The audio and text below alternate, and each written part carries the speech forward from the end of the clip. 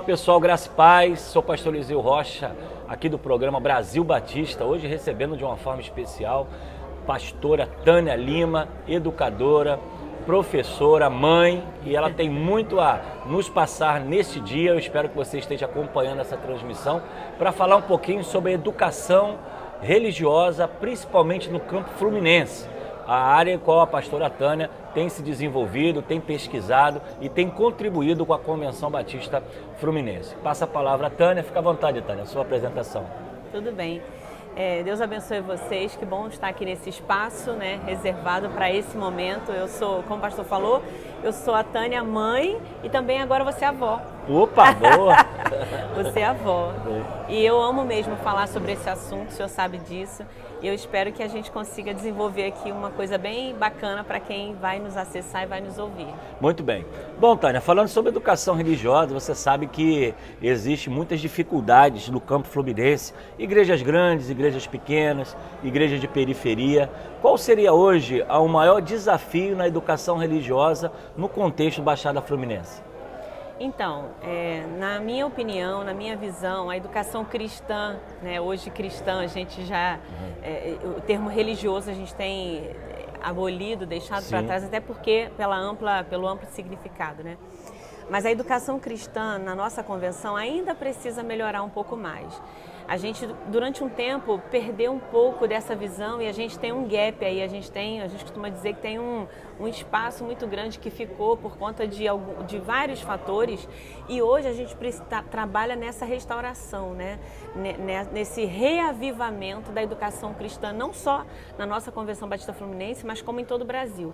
A gente tem vivido, inclusive a nível de Brasil, uma novidade, uma coisa nova, algo novo que Deus tem feito no nosso Brasil, e a gente tem também trabalhado aqui a nível da convenção, através do DEC e também da Ordem dos Educadores Cristãos Batistas do Brasil, esse novo momento da educação, e onde a gente está vendo pessoas sendo vocacionadas, pessoas sendo chamadas por Deus a desenvolver o Ministério de Educação Cristã.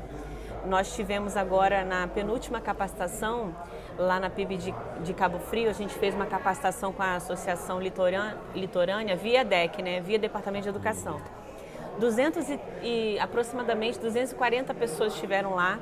Dessas pessoas, 30 pessoas foram à frente no final, dizendo que se sentem chamados e vocacionados por Deus a estudar e a se preparar para assumir o Ministério de Educação Cristã na igreja. Olha que legal. Muito bom, muito bom. Então isso é Deus ou não é Deus, né? Verdade. A gente se tivesse já uma matriz prontinha, um seminário ali, na boca do gol, a gente já formava uma turma. Naquela capacitação. Verdade. Tânia, você entende que a Baixada Fluminense é um ambiente muito carente, né? Sim. Muitas comunidades. Você acredita que a questão da educação, o analfabetismo, baixo índice escolar, influencia também na educação cristã dentro da igreja? Sim. Até porque a educação cristã, o ensino cristão, a forma, né, o processo do ensino, ele tem a ver também com o discipulado, por exemplo. É desse chamado de alguém que quer discipular outra pessoa, quer capacitar outra pessoa e sente esse chamado de Deus, essa vocação. Aliás, todos nós deveríamos discipular alguém, né? Verdade. E aí o educador cristão, ele está diretamente ligado a isso. A pessoa envolvida com o ensino, chamada para o ensino, vocacionada para o ensino, ele quer capacitar outra pessoa. Mas como você faz isso se você não tem essa formação, se você não tem essa base, se você não tem esse... E até aí a igreja atua, né? Sim. Porque nesses lugares onde há esse baixo índice, a igreja precisa ser o socorro bem presente. E aí o trabalho é duplicado, é maior. Além de discipular, é também alfabetizar, é também cuidar, é trazer essa criança, aí falando de alfabetização, né? Essa criança para a vida da igreja, inserir essa criança na vida da igreja e proporcionar para ela essa possibilidade de crescimento, de conhecimento.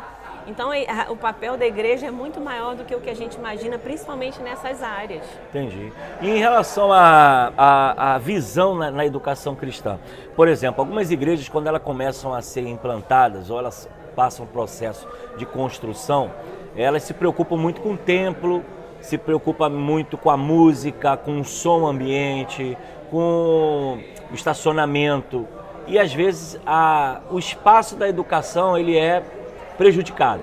Não há salas adequadas, não há sala para um departamento infantil, numa sala para um encontro de professores. Você acha que essa mentalidade ainda permanece ou tem mudado alguma coisa no campo fluminense? Olha, graças a Deus, eu penso que tem mudado. Há um tempo atrás, há uns anos atrás, o meu discurso era muito, até duro nesse sentido, pela experiência que eu já havia vivido, né? E, infelizmente, isso acontece ainda num grande número de igrejas, em que a preocupação é maior, né? Eu costumo dizer assim, os cristãos adultos, eles reclamam do som, eles reclamam do banco que estão sentados, eles reclamam da temperatura, que o ar não tem ar, ou que tem ar e está muito gelado, está muito quente. E as crianças, pastor Eliseu, estão nem aí. Eles estão lá, suando, cabelinho grudando, e eles estão se divertindo, eles estão cultuando, adorando. Eu até digo uma coisa, que às vezes eu penso que Deus, isso aí é coisa minha, tá? Meu pensamento. Deus olha assim para nós, os adultos, ele fala assim, peraí, eu vou lá para o Ministério Infantil, que lá eles estão me adorando sem reclamar, e a adoração é aquela adoração verdadeira, porque eles estão ali e eles vão mesmo com o coração. E aí, se me permitam uma experiência, eu gosto de contar essa história porque é legal, porque foi uma coisa que eu vivi no meu ministério. Eu ministrava, né, eu era ministra de educação numa igreja que o Ministério Infantil não tinha ar-condicionado, era o que dava para fazer. Mas o templo dos adultos era tudo direitinho e tal. E aí as crianças não queriam saber disso, elas iam, elas absorviam, havia ensino, o alimento era um alimento sólido, espiritual para as crianças. Aí um dia a mãezinha falou assim, a mãe da Bibi, a Mônica, disse, Bibi, fica aqui hoje com a mamãe, tá muito calor, lá tá muito calor, fica aqui, eu trouxe lápis, trouxe desenho. Aí a Bibi virou para ela e falou, mãe, eu não posso deixar de ir não, senão a tia Elenil vai ficar muito triste. A tia Elenil era a professora dela. E tipo, eu não posso, eu quero saber o que a tia Elenil tem para falar hoje, o que ela trouxe hoje. Então as crianças, elas estão com terreno fértil, sabe? O coraçãozinho ali está pronto para o plantio, para a semeadura. E eles têm esse espaço. E aí aquilo mexeu comigo e eu conversei com o pastor. E eu não vou entrar em detalhes, mas é uma história linda. Ele fez a igreja sentir o que é cultuar no calor, durante um culto, e pediu perdão para as crianças no culto, e as crianças lá olhando aquilo, né, e tipo, já estava acostumado mesmo a cultuar no calor, e eu sei que aquilo ali foi um divisor de águas. A partir daquele dia, a igreja entendeu o que é cultuar num lugar assim, que não tem tanta estrutura, e em tempo olhou para o Ministério Infantil, e aí equiparam o Ministério Infantil, e graças a Deus aconteceu na época. Então agora hoje é menos, eu vejo as igrejas mais preocupadas. Inclusive Deus me surpreendeu lá no interior de Minas, quando eu fui dar uma capacitação lá em Nova Belém. Cheguei lá, inclusive o pastor de lá foi um pastor Juarez, ele foi um missionário, né, missionário da junta, e estava lá assumindo esse ministério. Eu cheguei lá com esse discurso. Quando eu cheguei lá, que eu olhei a igreja, 2 banquinhos menores na frente, acolchoados, bonitinhos, e eu vi que a visão pastoral, ela incluía as crianças. Bom. Priorizava as crianças. A igreja não tinha sido reformada, a igreja era muito bonitinha, mas manteve o padrão original e estava cuidando do prédio de educação cristã. Quando ele me levou para ver o prédio de educação cristã, irmãos, eu chorei. E eu abracei ele, abençoei ele e falei, pastor, Deus vai fazer o seu ministério muito próspero, porque o cuidado que o senhor está tendo com essa nova geração é nítido, é nítido. E aí, pastor, não tem como um pastor que tem essa visão já não se preparar para o boom dessa igreja, para o crescimento dessa igreja. Porque essas crianças vão ter tanto sentimento de pertença e cuidado, que uma igreja que cuida dessa nova geração, que essas crianças, quando crescerem e forem adolescentes, eles vão querer cuidar. É o que eles aprenderam.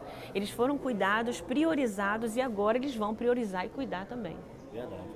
Em relação ao material didático, né? Nós sabemos que o mercado secular, ele sempre evolui, investe, há crescimento em literatura, material de educação.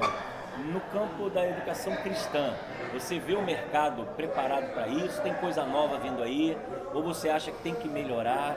O que você, como educadora, tem a visão em relação ao mercado editorial de livros, materiais didáticos para a educação cristã na igreja? Bom, sempre vai faltar alguma coisa, não tem jeito, porque as coisas mudam e a inovação vem aí. Então, por mais que a gente alcance, por mais que a gente crie, por mais que a gente escreva, por mais que a gente produza, sempre vai precisar de algo. E aí eu não estou desmerecendo nada, não. Eu estou dizendo, é num bom sentido. Sim. A gente vai produzir, a gente vai atender a necessidade da igreja hoje, mas já tem que ter alguém pensando no futuro. Já tem que ter uma equipe pensando, exatamente, pensando lá na frente. Por exemplo, nós fomos surpreendidos com a pandemia. Nenhum de nós nunca tinha passado por uma pandemia. E a pandemia nos ensinou. A pandemia, vamos fazer uma SWOT da educação, né? Foi uma oportunidade que nós tivemos de ressurgir e das cinzas, porque quando disseram fica em casa e não faz nada, você não tinha nem como sair de casa para comprar um tripé, por exemplo. Verdade. Então, como é que eu vou fazer? As primeiras lives que a gente fez, a primeira aula, o telefone era tudo ali com fita durex, apoiado no livro e pronto.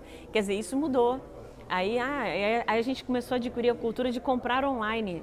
Né? Quem não tinha, começou a comprar online e esse negócio, agora tudo você quase não sai de casa para comprar nada.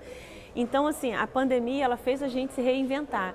E aí outros materiais foram surgindo, outros métodos foram surgindo. Por exemplo, a gente teve que aprender o que é uma sala de aula invertida, metodologias ativas, como é que a gente pode melhorar a nossa aula, um Kahoot, que é um exercício online. E até quem nunca teve contato com a tecnologia mais a fundo teve que aprender.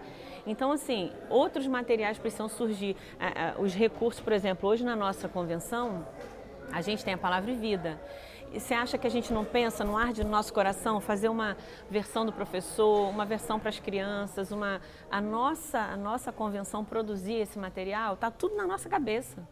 E a gente quer colocar, a gente quer, mas tem toda não vou dizer, é a burocracia, né? Tem todos os passos para a gente poder fazer e chegar no nível de produzir.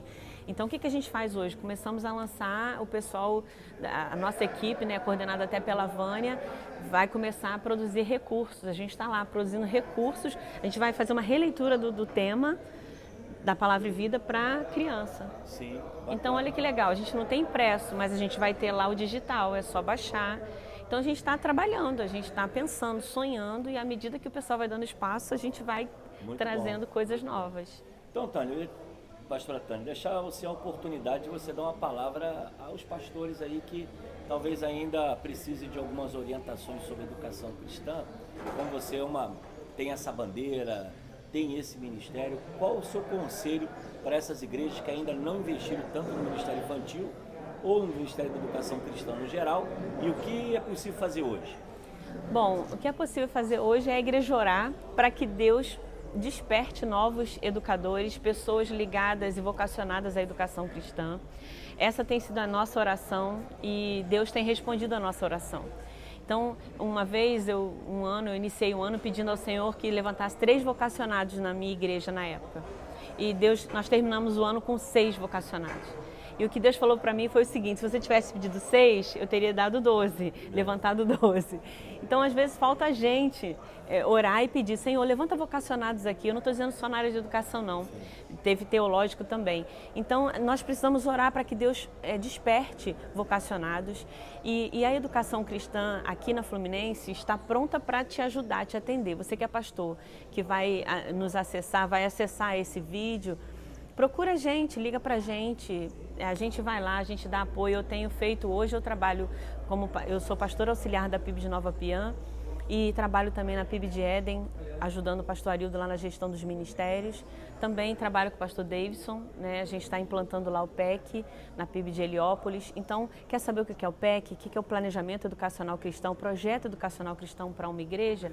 Conversa com a gente tem assessores, a gente tem educadores que podem prestar essa assessoria. Eu não posso contratar um educador, não posso ter um educador ainda, mas você pode ter uma assessoria. A gente chega junto, a gente ajuda você a fazer o planejamento estratégico, a gente ajuda você a repensar a igreja de acordo com a visão que Deus deu para você no seu campo. Então a gente tem se preparado para isso, a gente tem gente preparada para isso, para ajudar, para alcançar a sua igreja. Qualquer tipo de capacitação também, pastor, qualquer tipo, procura a gente está pronto para atender a sua igreja e a sua associação também. É o que a gente tem feito enquanto DEC, né? Enquanto Departamento de Educação Cristã. Ano passado nós atendemos a 6 associações. Seriam 8, mas 2 não puderam, né? Por alguns motivos não puderam manter a agenda. Esse ano, até o próximo sábado, nós já teremos atendido 6. Então, assim, no meio do ano, primeiro semestre, a gente já conseguiu, graças a Deus, atingir o que a gente atingiu no passado e vamos ter mais pessoas ainda, somando o número de pessoas presentes, a gente já bateu o que a gente atendeu no ano passado.